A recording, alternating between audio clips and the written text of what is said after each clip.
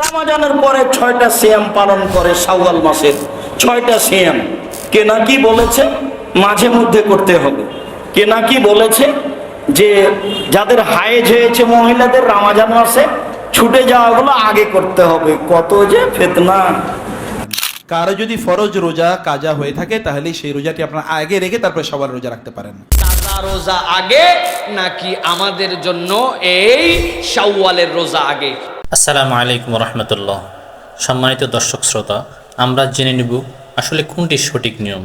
আমরা যেটি সঠিক নিয়ম সেটি আমরা আমল করার চেষ্টা করব, আর আমরা সকলেই 6 রোজা রাখার চেষ্টা করব ইনশাআল্লাহ। এটিতে অনেক সওয়াব।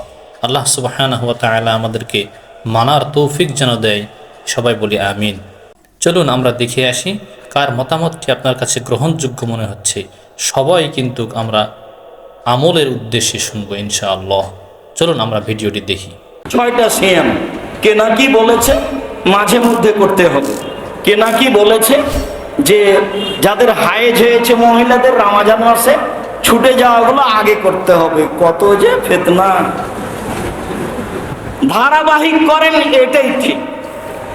আর মহিলাদের হায়েজের ঋতুর কারণে যে রমজানের রোজা ছুটে গেছে ওগুলো করার সময় বাকি জীবন মরা পর্যন্ত বলে মরে গেছে, যে গেছি আল্লাহ রবি অনুমতি দিয়েছেন, তা আপনারাও তো চিনতে কেন?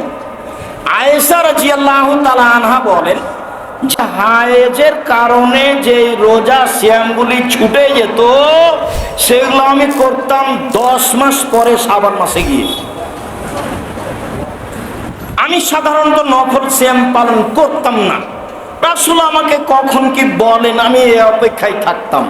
রমাদান যখন শেষ করে ফেলবো, রমাদানের পরে রাসূলুল্লাহ সাল্লাল্লাহু আলাইহি সাল্লাম তার উম্মতকে একটা দামি নির্দেশনা দিয়েছেন। রাসূলুল্লাহ সাল্লাল্লাহু আলাইহি সাল্লাম বলছেন, মান সামা রমাদান সুম্মা আতবাহু সিত্তাম মিন শাওয়ালিন কানা কাসিয়ামিদ দাহর। রাসূল বলছেন তোমাদের রমাদান যখন তোমরা পূর্ণ রোজা রেখে দিবে, রমাদানের পূর্ণ রোজা রাখার পরে কেউ যদি শাওয়াল মাসে 6টা রোজা রাখে সে যেন পুরা বছরকে পূর্ণ করলো। সুবহানাল্লাহ। শাওয়ালের 6টা রোজা আমাদের দেশে অনেকে বলে সাক্ষী রোজা, বলে না ভাই? সাক্ষীটা কি ইসলাম এরকম কিছু নাই। আবার অনেকে যুক্তি দিয়ে চমৎকার করে বলেন 30টা রোজা যদি 10 করে ধরি তাহলে 300 আর 6 10 60। এই বছরের হিসাবে চন্দ্র বছর যেহেতু 356 দিনে 57 দিনে হয়, এই হিসাবে এই 30-এ 300 আর ওইদিকে 6-এ 60 পুরা বছরটা। এটা হাদিসের কথা নয়, আমরা আমাদের বিবেক খাটায় বলি, কিন্তু রাসূল বলছেন এটা সহিহ কথা, কানা কাসিয়ামিদ দাহর, সে যেন পূর্ণ রোজা রাখলো। সুতরাং আমরা তৌফিকে কুলালে এটা অত্যন্ত দামি সুন্নাহ, শাওয়াল মাসে আমরা এই রোজা রাখবো ইনশাল্লাহ। পারবো তো ইনশাল্লাহ? এখানে একটা প্রশ্ন আছে আমাদের মেয়েদের পক্ষ থেকে যে হুজুর রমাদানে মেয়েদের হায়েজের কারণে, নিফাসের কারণে, রমাদানে মেয়েলি ঋতুস্রাবের কারণে যারা রোজা রাখতে পারেন নাই, কাজা রোজা আগে নাকি আমাদের জন্য এই শাওয়ালের রোজা আগে? চমৎকার কথা বলেছেন আমাদের যারা বা স্কলাররা আছেন, তারা এই বিষয়ে চমৎকার কথা বলেছেন। তারা হাদিসের একটা ভাষ্যকে এখানে প্রামাণ্য হিসেবে উপস্থাপন করেছেন। রাসূলুল্লাহ সাল্লাল্লাহু আলাইহি ওয়াসাল্লাম বলছেন, মান সামা রমাদানা সুম্মা, খেয়াল করেন, সুম্মা মানে রাসূল সাল্লাল্লাহু আলাইহি ওয়াসাল্লাম বলছেন এটা হচ্ছে হরফে আতফ। আতফ মানে কি আগের সাথে এইটাকে মিলায় রাখে, তারতিব এবং তাকিব, এই জিনিসটা বোঝানোর জন্য, বিন্যাস এবং ক্রমধারার জন্য সুম্মা আসে। রাসূল বলছেন মান সামা রমাদান, যে রমাদানের রোজাগুলা পূর্ণ করলো, তারতিব এবং তারকিব কি, এরপরে ক্রমবিন্যাস হচ্ছে সুম্মা আতবা সিত্তাম মিন শাওয়াল, পূর্ণ হওয়ার পরে রমাদানের পরে শাওয়ালের 6টা রোজা রাখলো। হাদিসটাকে আপনারা বুঝতে পেরেছেন?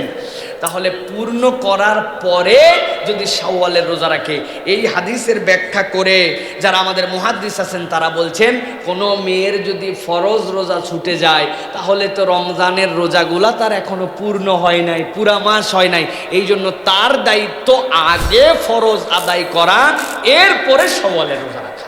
এটাই হচ্ছে তার জন্য নির্দেশনা। শাওয়ালের রোজা না রেখে যদি আপনি দুনিয়ার থেকে চলে যান, আল্লাহ আপনাকে একটিবারও জিজ্ঞাসা করবেন না। কিন্তু একটা ফরজ রোজা আপনার মাথার উপরে থেকে গেলে আল্লাহর কাছে আপনাকে জিম্মাদার হতে হবে। এই জন্য রসুল বলছেন, কেউ যদি ফরজ রোজা মাথার উপরে রেখেও চলে যায়, তার কাফফারা তার সন্তানের পক্ষ থেকে আদায় করে দিতে হবে। একমাত্র সালাতের কোনো কাফফারা নাই, তাছাড়া এইটা আপনার জন্য কাফফারা আছে।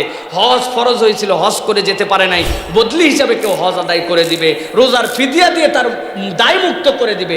কিন্তু এটা অত্যন্ত দামি যে ফরজটা আপনাকে আদায় করতে হবে। সুতরাং আমরা এই ক্ষেত্রে বলতে পারি যে আমাদের যে মা বোনদের রোজা ছুটে গেছে, আপনি আগে ফরজ আদায় করে এরপরে শাওয়ালে রোজা রাখবেন। তবে চমৎকার একটি কথা বলেছেন আমাদের মুহাদ্দিসিনে কেরাম এবং ফুকাহে কেরাম, ধরেন কোনো মেয়ের নিফাস হলো, অথবা কোনো মেয়ের এই পরিমাণ পিরিয়ড হয়ে গেছে যে 10 দিন তো সর্বোত্তম মুদ্দাত, রমাদানের পরে তার শরীরটা খারাপ ছিল, এখন সে চিন্তা করছে আমি শাওয়ালে রোজা রাখবো, ফরজ আছে তার কাঁধের মধ্যে 10টা।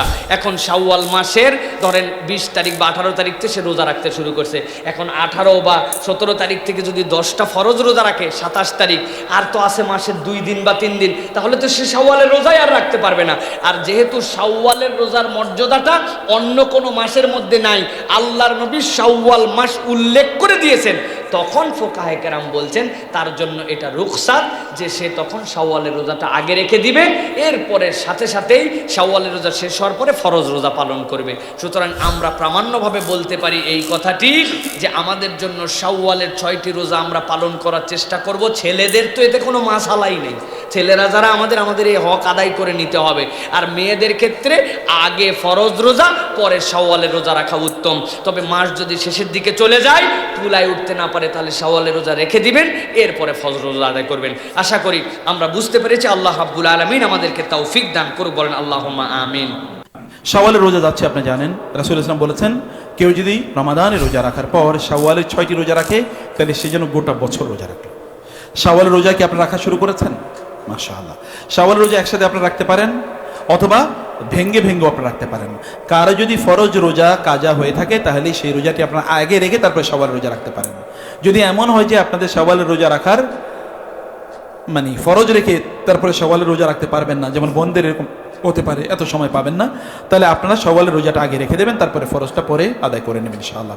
কিন্তু শাওয়ালের রোজা ভাঙবেন না, তাইলেই বোঝা যাবে যে আপনি কেবল রমাদানেই আল্লাহর সন্তুষ্টি কামনা করছেন, রমাদানের বাইরেও করছেন। রমাদানই কেবল আপনি আল্লাহর বান্দা, রমাদানের বাইরেও আপনি আল্লাহর বান্দা। আল্লাহ তুমি আমাদের ঈমানকে মজবুত করে দাও, ঈমানের স্বাদ পাওয়ার তৌফিক দাও, তোমার ইবাদতে আমাদেরকে অগ্রবর্তী করে দাও।